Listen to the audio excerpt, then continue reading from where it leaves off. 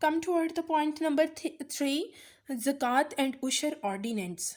According to the ordinance, 2.5% of zakat is deducted from the bank accounts of all the Muslims on the first Ramzan every year. This zakat money is distributed among the deserving people by the Zakat Council. 10% of Ushur deduction from the annual agricultural produce was started in 1983. ज़कात उशर के निज़ाम में क्या बताया गया कि इस निज़ाम के मुताबिक साहिब निसाब मुसलमानों से हर साल बैंकों में जमा शुदा असासों की बुनियाद पर यकम रमज़ान को 2.5 2.5% ज़कात वसूल की जाती है। ज़कात की ये रकम ज़कात कौंसलों के ज़रिए मुस्तहिकीन और डिज़र्विंग पीपल में तकसीम कर दी जाती है। उशर की वसूली का काम अमली तौर पर 1983 में शुरू हुआ, जिसके मुताबिक सालाना पैदावार की महसूस हद का 10% उशर वसूल किया जाता है। Point number 4, abolition of interest.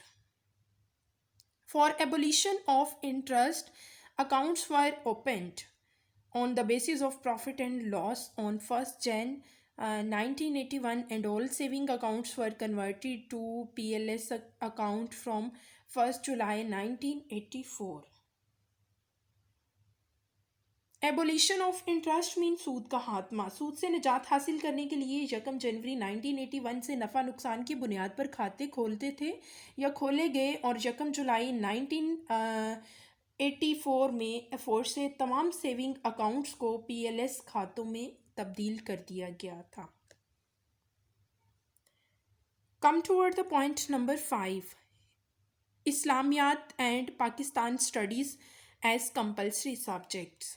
The study of Islamiyat and Pakistan studies were made compulsory up to BA in all the educational institutions. This step was taken to harmonize the educational system with Islam. इस्लामियात और मुतालिया पाकिस्तान की लाजमी तालीमी निज़ाम को इस्लाम से हम आहंग करने के लिए BA तक इस्लामियात और मुतालिया पाकिस्तान की तालीम को लाजमी करार दिया गया.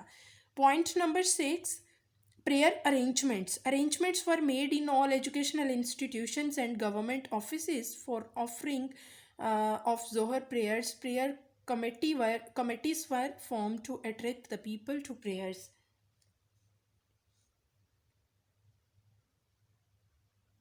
एहतमाम नमाज. सरकारी दफातर, स्कूलों, कॉलेजों में जोहर की नमाज का एहतमाम किया गया. लोगों को नमाज की तरफ राग़िब करने के लिए नमाज कमेटियाँ कायम की गई. Come toward the next point, point number 7, एहतराम रमज़ान ऑर्डिनेंस. एहतराम Ramzan ordinance was passed. The people not observing the sanctity of the month of Ramzan could be jailed for 3 months and fined 500 rupees. माह रमज़ान के एहतराम के लिए एक ऑर्डिनेंस जारी किया गया और एहतराम रमज़ान ना करने वाले को 3 माह कैद और 500 रुपये जुर्माना की सज़ा दी जा सकती है. Now move on the next point. There is a point number 8, religious schools.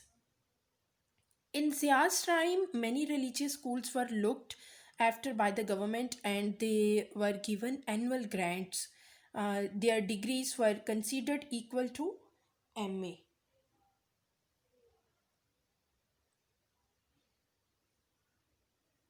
दीनी मदारस की सरपरस्ती. ज़िया दौर में दीनी मदारस की सरपरस्ती की गई और इनको सालाना इमदाद दी गई. इनकी इसनाद को MA के बराबर दर्जा दे दिया गया. Point number 9, compulsory study of Arabic. The study of Arabic language was made compulsory from grade 6 to grade 8. अरबी की लाजमी तालीम स्कूलों में जमात 6 क्लास से 8 क्लास तक अरबी ज़ुबान की तालीम को लाजमी करार दे दिया गया. Come toward the next point, the International Islamic Universities. The International Islamic Universities in Islamabad was started in 1981 for Islamic learning and law research. शरीयत फैकल्टी का बैनुल अक़वामी इस्लामी यूनिवर्सिटी का क़याम किया गया. 1981 से इस्लामाबाद में बैनुल अक़वामी इस्लामी यूनिवर्सिटी ने काम करना शुरू कर दिया, जो इस्लामी कानून के हर पहलू पर तहकीक करती है. Now get move on the last point, the setting up of a Shariat faculty. Shariat faculty का क़याम.